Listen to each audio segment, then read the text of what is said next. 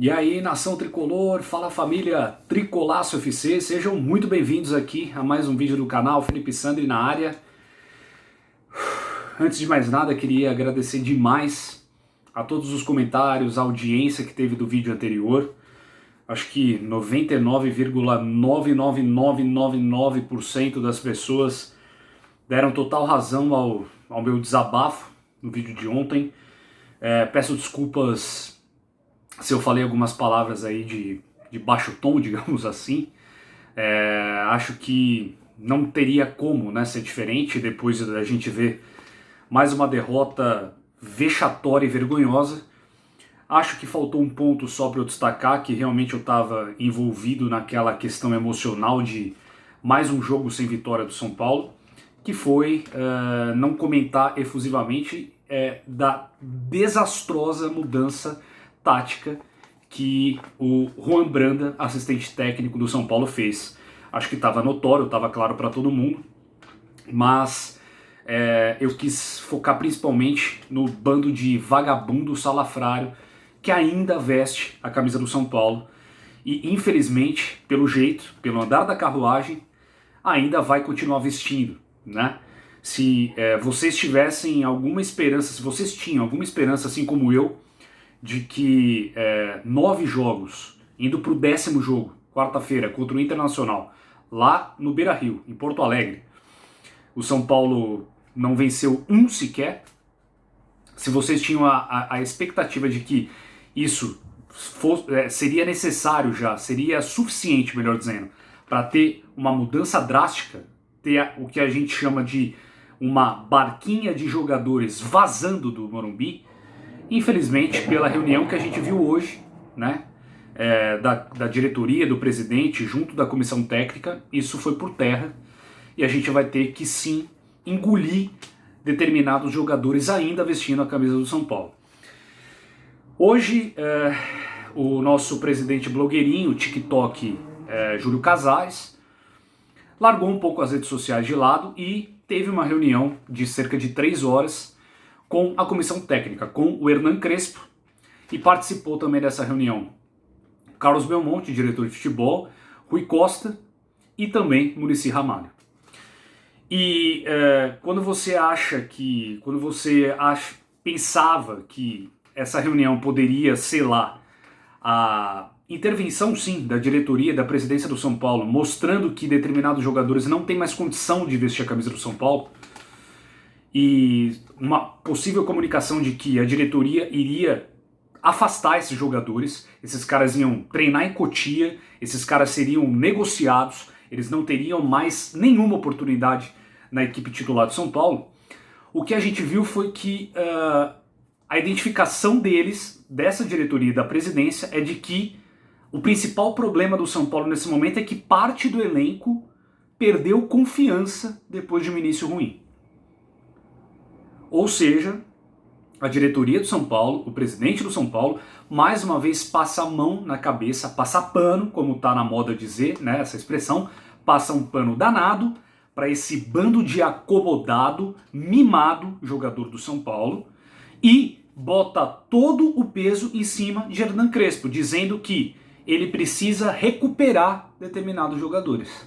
Como se fosse possível recuperar futebol ou vontade de viver de Vitor Bueno, de Igor Vinícius, senhor Reinaldo, Daniel Alves, né?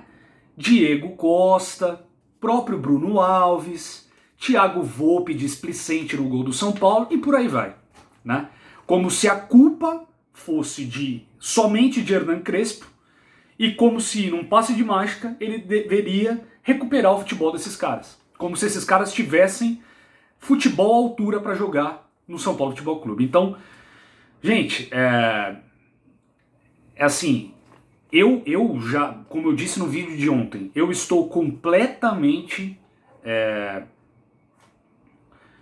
negativo, digamos assim, ou completamente sem expectativa e sem esperança nenhuma de que com esse elenco, com esse bando de jogador vagabundo, como eu disse, com esse bando de jogador que não se entrega, safado, pilantra, hipócrita, como representante máximo o Daniel Alves, eu tenho muitas dúvidas de que algo possa mudar nesse elenco.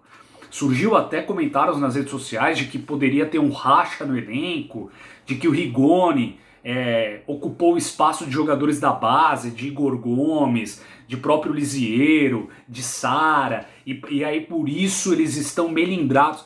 Bom, se tratando de jogador do São Paulo, eu não duvido de nada. Não tenho nenhuma informação de que isso possa ser verídico, mas também não tenho informação de que isso não é verdade. E repito, se tratando de jogadores do São Paulo, melindrados, mimados, covardes, eu não duvido de nada. Agora, começar a colocar peso em cima de Hernan Crespo, eu acho isso uma falta de noção absurda.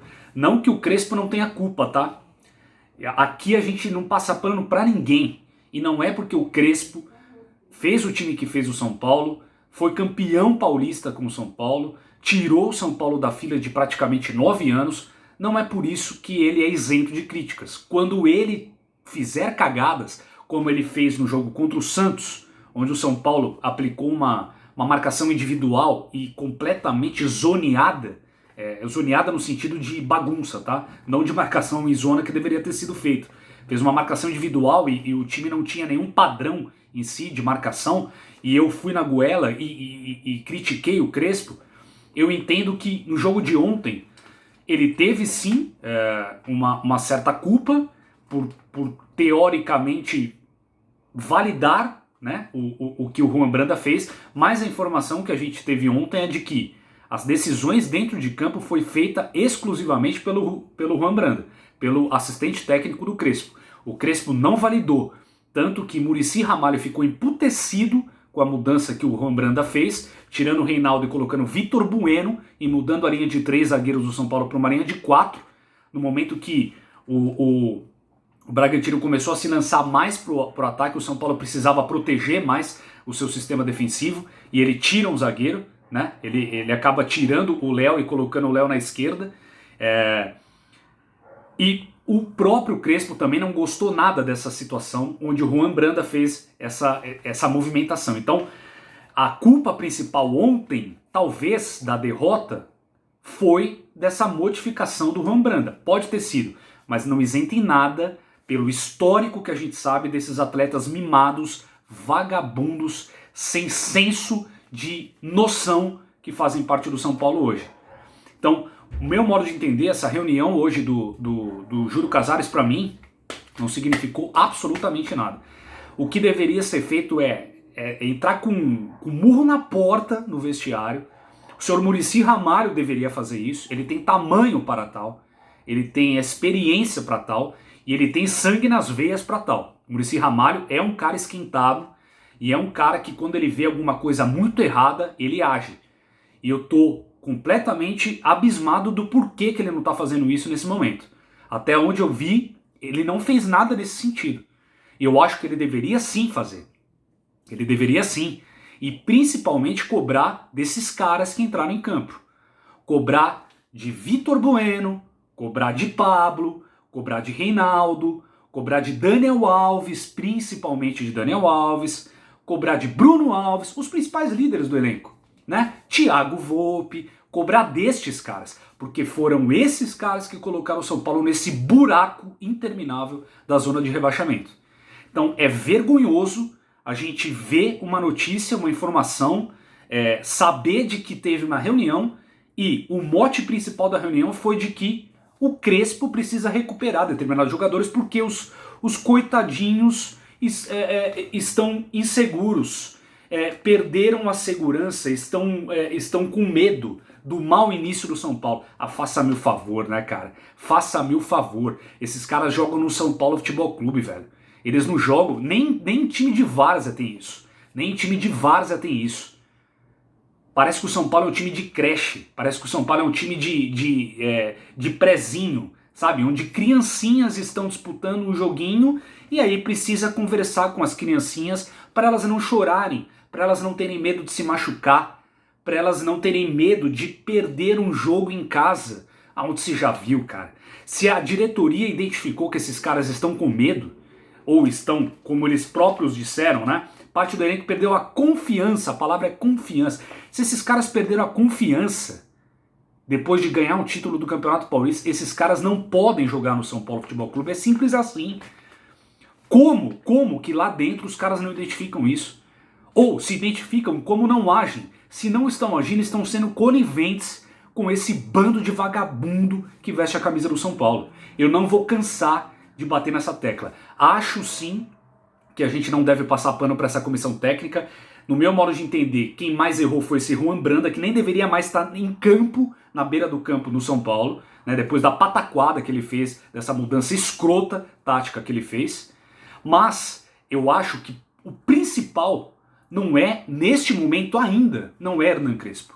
O principal são esses vermes, esse bando de vagabundo safado, pilantra, que veste a camisa do São Paulo. Esses caras têm que ser cobrados. Esses caras têm que dar resultado em campo. Não adianta nada falar pro Crespo tentar tirar o melhor deles. Não adianta. Já identificou que determinados jogadores não têm condição de vestir a camisa do São Paulo. É Shailon, é Bruno Rodrigues, é Pablo, é Vitor Bueno, é Reinaldo, é Igor Vinícius, é Diego Costa. Só nessa leva aqui já são 7, 8 nomes.